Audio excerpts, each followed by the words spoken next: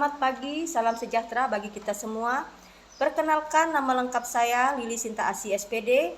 Saat ini saya sebagai mahasiswa PPG dalam jabatan kategori 1 angkatan 3 tahun 2023 di LPTK Universitas Mula Warman dengan nomor induk mahasiswa PPG 2305047225.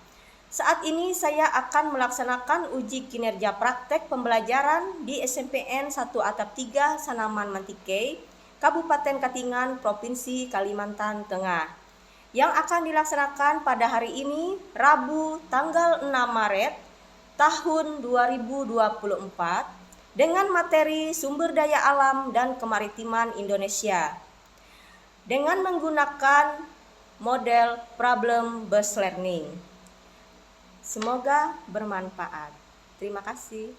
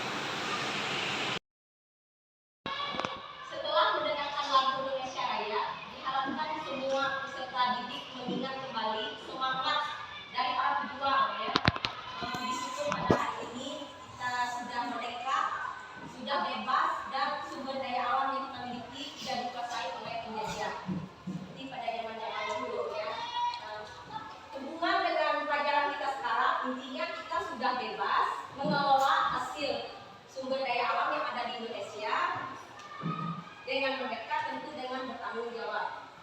Kira-kira contoh sumber daya alam apa yang biasa digunakan dalam kehidupan sehari-hari? Ada yang tahu? Air udara. Yang lain? Sama.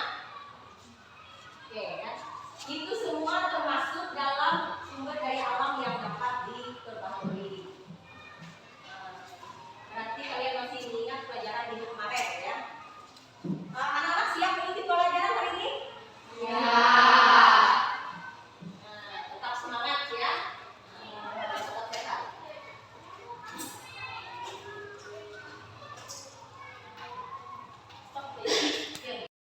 Alam dan kemaritiman di Indonesia. Tujuan pembelajaran kita pada hari ini melalui pembelajaran geografi alokasi serta didik dapat satu apa? Saya bacakan untuk ibu. Satu,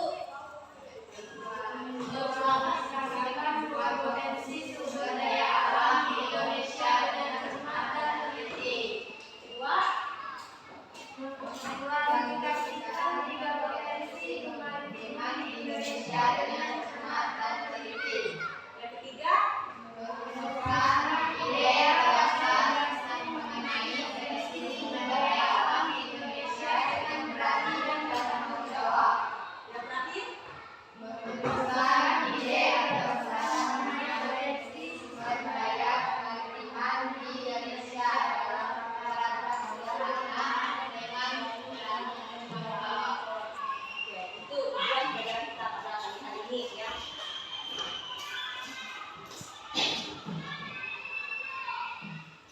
Nah, kemudian penilaian yang akan Ibu berikan kepada kalian pada hari ini melewati 3 penilaian. Yang pertama penilaian sikap. Nah, penilaian sikap ini nanti Ibu akan lihat apakah kalian mengikuti pembelajaran. Nah, yang kedua penilaian pengetahuan. Setelah pembelajaran nanti selesai, Ibu akan berikan tes apakah pembelajaran ini tadi bisa kalian pahami atau tidak. Ibu akan memberikan kalian soal dan soal itu nanti kalian kerjakan dan dibutuhkan. Nah, yang terakhir penilaian keterampilan.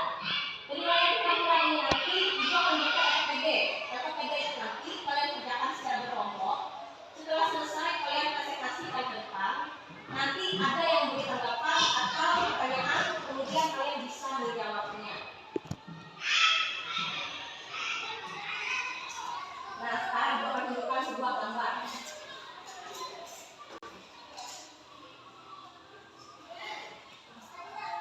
Jelas.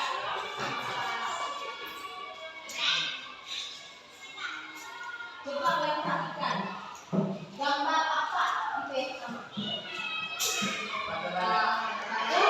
Hutan. Yang kedua apa? Lembu. Garang.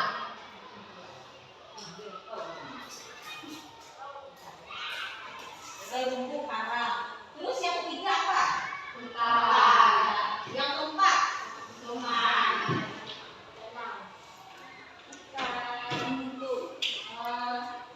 Yang keempat itu hutan,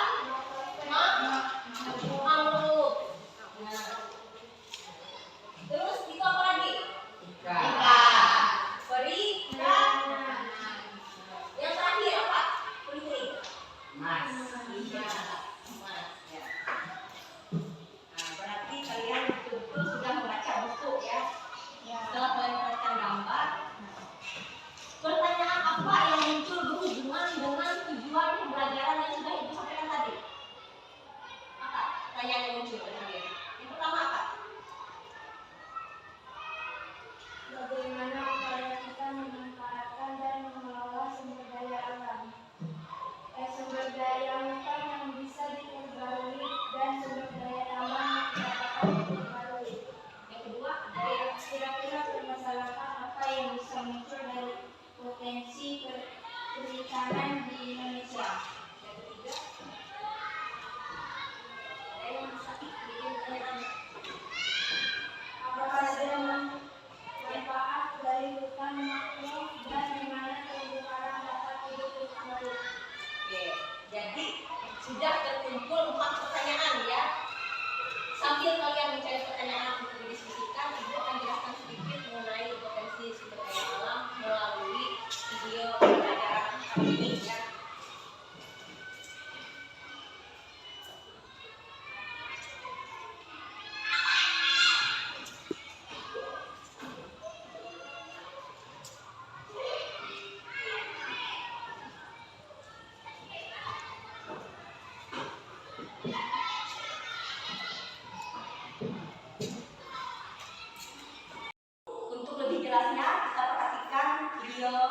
pembelajaran berikut ini. Assalamualaikum warahmatullahi wabarakatuh. Selamat pagi. Diperhatikan ya. Pada pertemuan kita hari ini, kita akan belajar IPS tentang potensi sumber daya alam dan kemaritiman Indonesia. Yang penting diambil, Pernahkah kalian mendengar istilah sumber daya alam?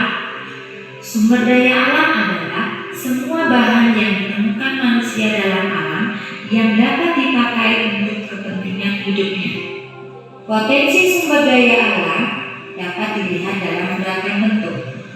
Air, tanah, udara, batuan, hutan, bahan tambang, dan lain-lain merupakan bentuk-bentuk sumber daya alam. Potensi sumber daya hutan. Hutan Indonesia memiliki potensi yang sangat besar, yaitu mencapai 99,6 juta hektar atau 52,3% dari luas wilayah Indonesia. Luas hutan yang besar tersebut saat ini masih dapat dijumpai di Papua, Kalimantan, Sulawesi, dan Sumatera. Sedangkan Jawa, luas hutan telah mengalami banyak penurunan karena terjadi alih fungsi untuk pertanian dan permukiman penduduk. Hutan Indonesia juga menyimpan kekayaan flora dan fauna atau keanekaragaman hayati yang sangat besar. Bahkan banyak di antaranya merupakan spesies endemik atau hanya ditemukan di Indonesia dan tidak ditemukan di tempat lain. Hutan yang paling banyak dijumpai di Indonesia adalah hutan hujan tropis. Hutan hujan tropis merupakan hutan berdaun lebar yang selalu hijau dan memiliki kerapatan yang tinggi. Manfaat hutan antara lain: 1. Sebagai penghasil kayu atau buah-buahan. 2. Sebagai tempat tinggal atau tempat hidup bagi flora dan fauna. 3. Hutan dapat menyimpan air hujan dan kemudian mengalirkannya ke sungai atau danau sehingga pada musim kemarau tidak mengalami kekeringan. 4. Hutan mencegah terjadinya erosi atau pengikisan karena air hujan tidak langsung jatuh ke tanah dan mengikis tanah-tanah yang subur. Dan terakhir, hutan sebagai paru-paru dunia karena hutan menghasilkan oksigen dan menyerap karbon dioksida sehingga suhu bumi terkendali. Potensi sumber daya tambang. Potensi sumber daya tambang kita melimpah karena hampir seluruh wilayah di Indonesia atau pulau di Indonesia memiliki sumber daya tambang. Sumber daya tambang di Indonesia tersebar di Pulau Sumatera, Kalimantan, Jawa, Sulawesi, dan Papua. Sumber daya tambang yang terdapat di Indonesia antara lain: 1. Minyak bumi dan gas. Minyak bumi dan gas merupakan sumber energi utama yang banyak dipakai untuk industri, transportasi, dan rumah tangga. Sedangkan daerah yang merupakan penghasil minyak bumi di Indonesia di Pulau Sumatera adalah Aceh, Riau, dan Sumatera Selatan. Sedangkan di Pulau Jawa ada di Jawa Barat, Jawa Timur, dan Jawa Tengah. Di Pulau Kalimantan terdapat di Provinsi Kalimantan Timur dan Kalimantan Selatan. Dan di Maluku di Pulau Seram dan Tenggara. Sedangkan di Pulau Papua ada di Klabolo, Sorong, dan Bagu.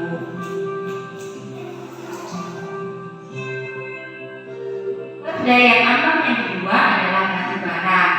Batu bara digunakan sebagai sumber energi dan digunakan untuk pembangkit listrik dan rumah tangga. Cadangan batu bara Indonesia hanya 0,5% dari cadangan dunia. Namun dilihat dari produksinya merupakan yang ke-6 terbesar di dunia. Batu bara di Indonesia dapat dijumpai di Pulau Kalimantan dan Sumatera. Pertambangan batu bara di Kalimantan terdapat di Kalimantan Timur, sedangkan di Sumatera terdapat di Sumatera Barat dan Sumatera Selatan. Sumber daya tambang yang ketiga adalah bauksit. Bauksit adalah sumber biji utama untuk menghasilkan aluminium. Bauksit bermanfaat untuk industri keramik, logam, kimia, dan metalurgi. Indonesia memiliki potensi bauksit yang cukup besar. Bauksit ditambang di daerah Kepulauan Riau, Pulau Bintan, dan di Kalimantan Barat, Singkawang. Sumber daya tambang yang keempat adalah pasir besi. Pasir besi dimanfaatkan untuk industri logam besi dan industri semen. Aktivitas penambangan pasir besi dapat ditemukan di Jawa Tengah, Sumatera, Lombok, Yogyakarta, Lampung, Sulawesi Selatan, dan Kalimantan Selatan. Sumber daya tambang yang kelima adalah emas. Emas umumnya dimanfaatkan untuk perhiasan. Tambang emas tersebar di Indonesia antara lain di Papua, Kalimantan Barat, Aceh, Sulawesi Utara, Riau, dan Bengkulu. Potensi kemaritiman Indonesia. Luas laut Indonesia mencakup 2/3 dari seluruh luas wilayah Indonesia, yaitu 5,8 juta kilometer persegi, sehingga Indonesia sangat kaya akan potensi lautnya. Potensi sumber daya laut Indonesia tidak hanya berupa ikan, tetapi juga bahan tambang dan lain-lain yang berada di bawah permukaan laut. Kekayaan yang dapat dimanfaatkan dari sumber daya laut yang lain adalah sumber daya alam berupa hutan mangrove, terumbu karang, dan lain-lain. Sumber daya ini dikenal dengan sumber daya pesisir.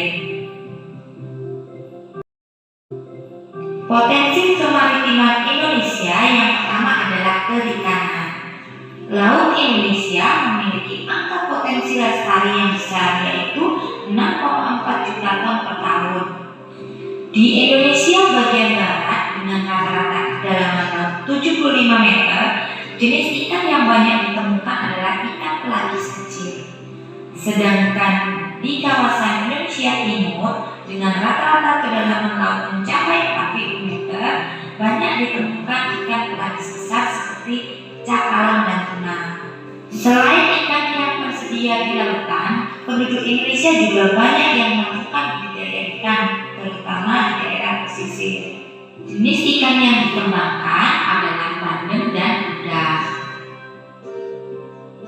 Potensi kemaritiman Indonesia yang kedua adalah hutan mangrove. Hutan mangrove atau hutan bakau biasanya dimanfaatkan penduduk kayunya sebagai bahan bakar atau bahan pembuat arang.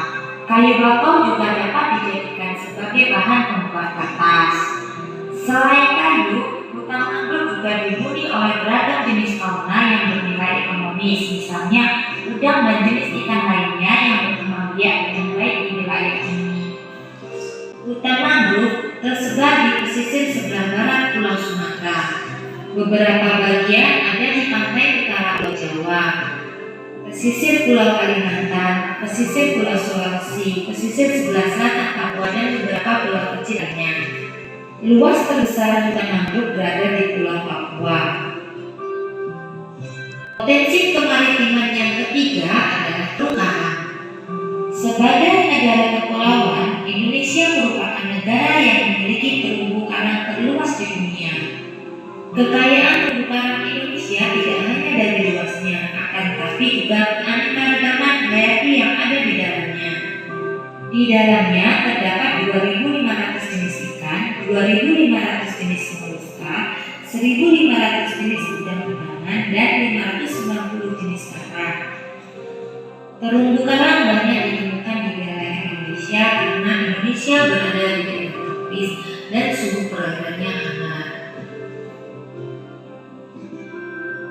Sekian penjelasan singkat tentang potensi sumber daya alam dan kemaritiman Indonesia.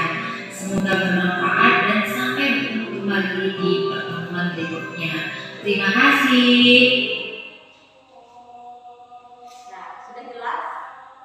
Nah, itulah penjelasan tentang sumber daya alam dan kemaritiman Indonesia.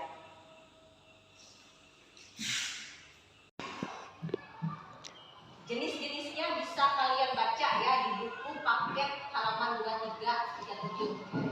Nah, kalau di peta untuk hutan warnanya apa? Biasa ya?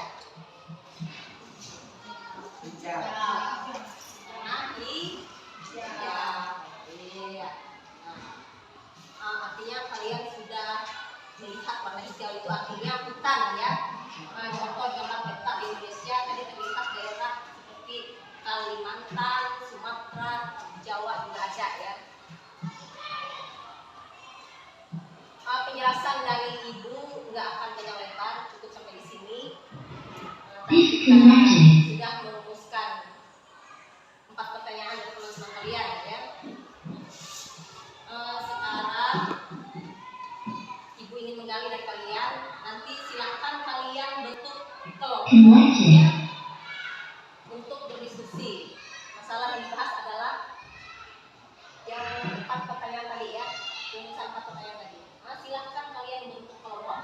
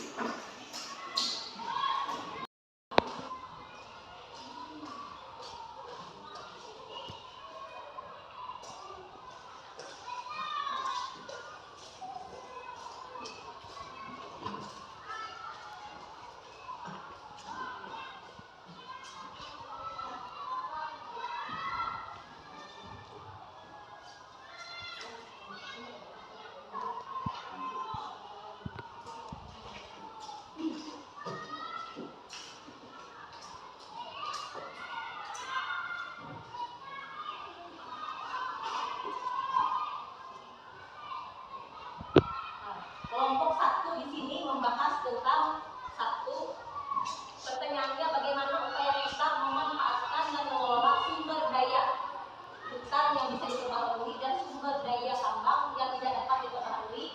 Kemudian yang kedua, kira-kira permasalahan apa yang bisa muncul dari potensi perikanan di Indonesia. Jadi kelompok 1 ini ada 2 pertanyaan ya, ada 2 pertanyaan. Nah, kemudian kelompok 2 ini membahas tentang apa saja manfaat dari hutan mangrove.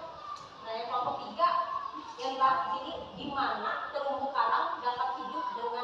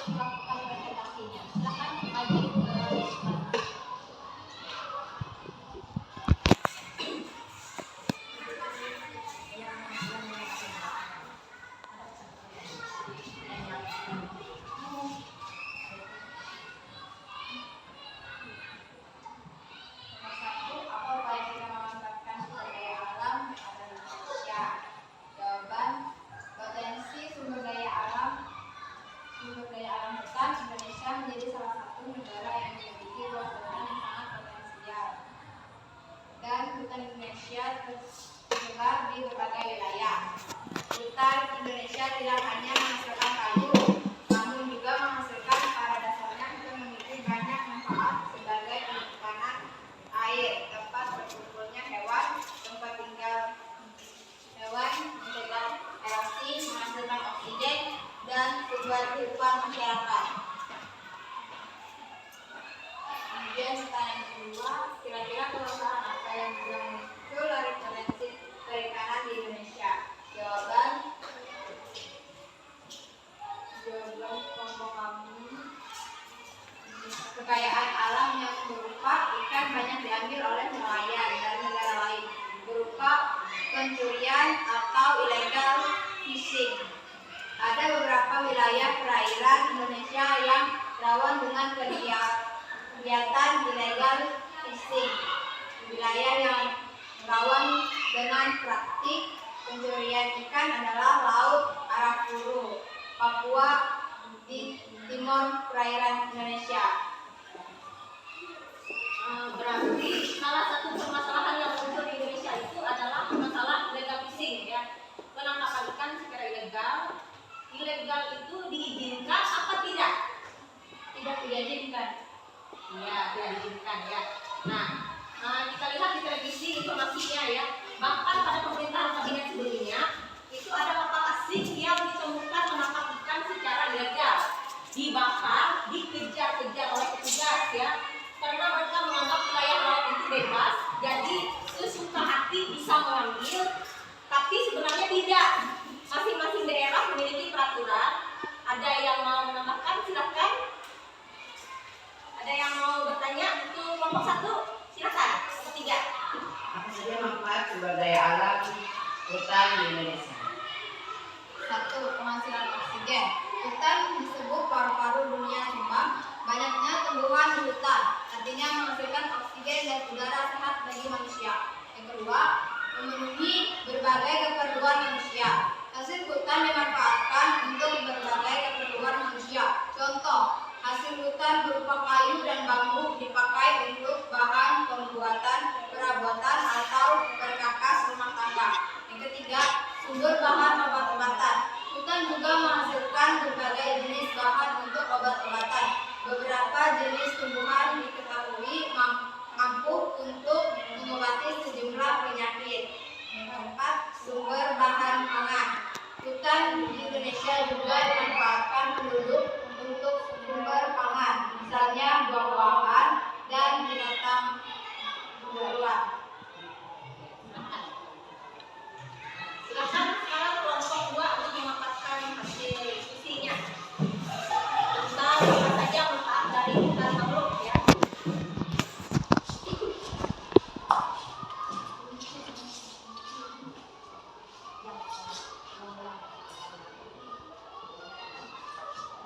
Tentang apa saja manfaat dari hutan mangrove? Kelompok kami menjawab, hutan mangrove memiliki banyak manfaat. 1. Melindungi garis pantai hutan mangrove berfungsi sebagai penghalang alami terhadap padat dan banjir. Melindungi garis pantai erosi dan membantu mengurangi dampak bencana alam. 2. Habitat bagi tumbuhan dan hewan. Hutan mangrove menyediakan habitat bagi berbagai jenis tumbuhan dan hewan, termasuk ikan, burung, dan crustacea. Hutan mangrove juga merupakan tempat yang penting bagi migrasi dan reproduksi hewan. 3. Menyimpan karbon. Hutan mangrove menyerap dan menyimpan banyak karbon, dioksida, dan atmosfer, sehingga memiliki peran penting dalam menyimpan karbon global. 4. Sumber makan dan bahan makan. Hutan mangrove merupakan sumber makan dan bahan makan bagi masyarakat setempat, termasuk ikan, kerang, dan kayu makan. 5. Penyerap polutan hutan benih.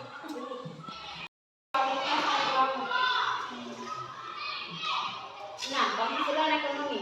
Hutan mangrove juga dapat menghasilkan pendapatan ekonomi bagi masyarakat setempat, seperti melalui peristiwa penangkapan ikan dan pemanfaatan kayu. 7. Juga memberikan sajian keindahan alam yang sangat sangat unik dan seringkali dijadikan untuk tempat berfoto. Kenapa? Kayu dari mangrove juga bisa dimanfaatkan untuk pembuatan kertas. Baik ya, manfaat dari hutan mangrove itu yang pertama ya keindahan alam, bisa dijadikan sebagai tempat wisata. Yang kedua tempat tinggal berbagai hewan. Yang ketiga di sini bahan kayunya juga bisa dijadikan kertas. Bisa dipahami untuk hutan mangrove yang lainnya. Paham? Tidak paham? Silakan kalau ada yang mau bertanya untuk kelompok 2. Ada yang mau bertanya? Ya, silakan tanya untuk kelompok 2. Ya.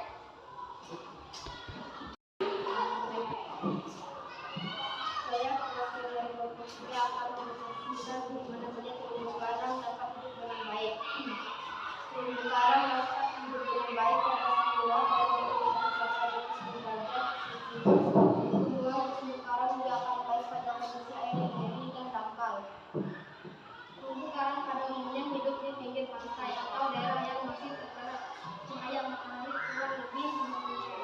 Di bawah permukaan laut beberapa bibit terumbu karang dapat hidup jauh di dalam laut dan tidak menekan cahaya. Namun terumbu karang tersebut tidak bersimbiosis dengan zooxanthellae dan tidak membentuk karang. Untuk dapat bertumbuh dan berkembang biak baik terumbu karang membutuhkan kondisi lingkungan hidup yang optimal, yaitu pada suhu hangat sekitar di atas 20°C.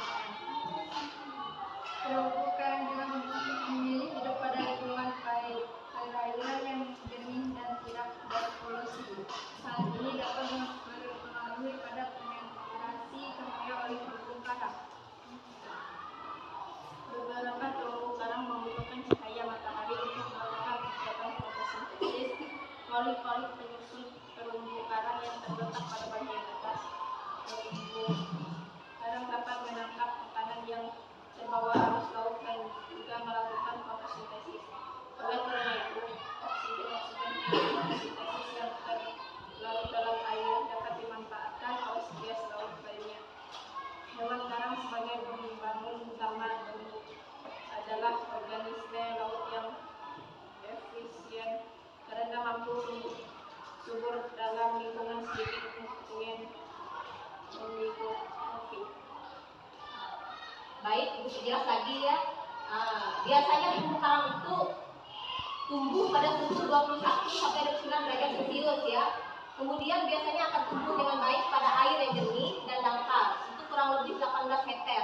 Nah, kira-kira dari 4 pertanyaan tadi apakah sudah dipahami? Bagi yang mau bertanya dipersilakan. Kelompok lain. Baik, satu silakan. Apa saja manfaat terumbu karang pada manusia? Jawaban untuk kelompok 1, manfaat terumbu karang pada manusia adalah 1. Sebagai tempat hidup ikan yang banyak dibutuhkan manusia dalam bidang pangan, seperti ikan kerapu, ikan beronang, ikan kuning, batu karang. 2. Pariwisata berlari dengan keindahan untuk perbuatannya. Kemudian dan pemanfaat biota perairan lainnya yang terkandung di dalamnya sebagai bahan baku hiasan dan industri. Baik, silakan.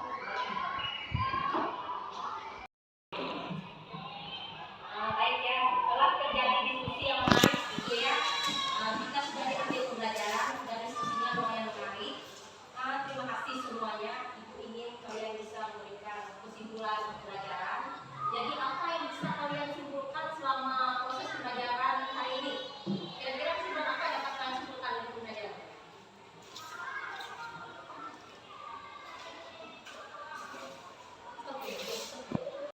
Bisa kalian ambil pada pembelajaran pada hari ini?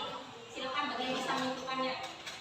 Kesimpulannya adalah pertama, potensi sumber daya alam di Indonesia dibagi menjadi dua, yaitu sumber daya alam hutan dan sumber daya alam tambang. Kedua, potensi kemaritiman di Indonesia adalah pertama, perikanan, kedua, hutan mangrove. mangrove. Hutan mangrove memiliki dua fungsi, yaitu yang pertama fungsi ekologis sebagai habitat atau tempat hidup binatang laut untuk berlindung, mencari makan, dan berkembang biak. Yang kedua, fungsi ekonomis, berfungsi sebagai nilai ekonomis dari kayu, pepohonan, dan makhluk hidup yang ada di dalamnya. Terumbu karang. Terumbu karang memiliki banyak manfaat, baik manfaat yang bersifat ekonomis, ekologis, maupun sosial ekonomi. Baik, terima kasih ya. Ternyata anak-anak kita semua kesimpulannya disebutkan kembali di sini ya. Sumber daya alam Indonesia bisa kita lihat. Yang pertama, sumber daya hutan itu bisa dikembali. Kita manfaatkan secara baik dengan menjaga keseimbangan alam. Nah, contohnya apa ya? Menjaga keseimbangan daya alam ini.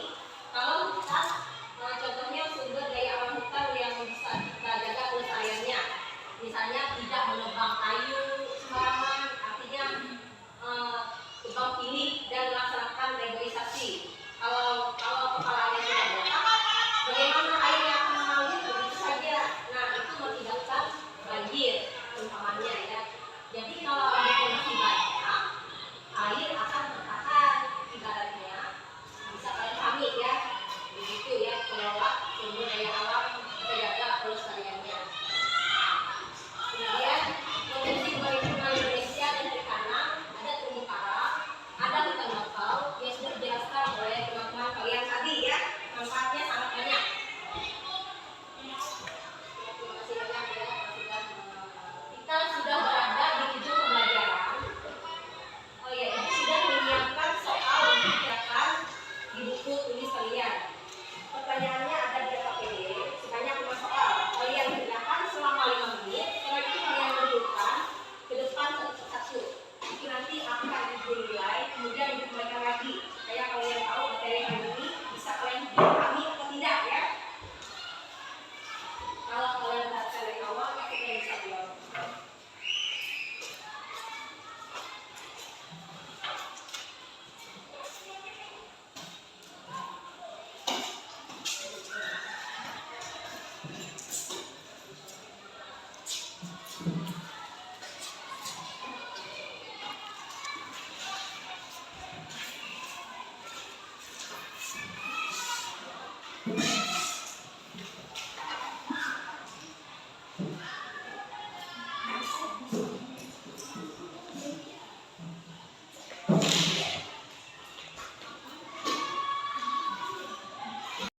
Kalian perhatikan dari awal tadi, pasti kalian bisa menjawab pertanyaan itu ya. Terima kasih 5 menit.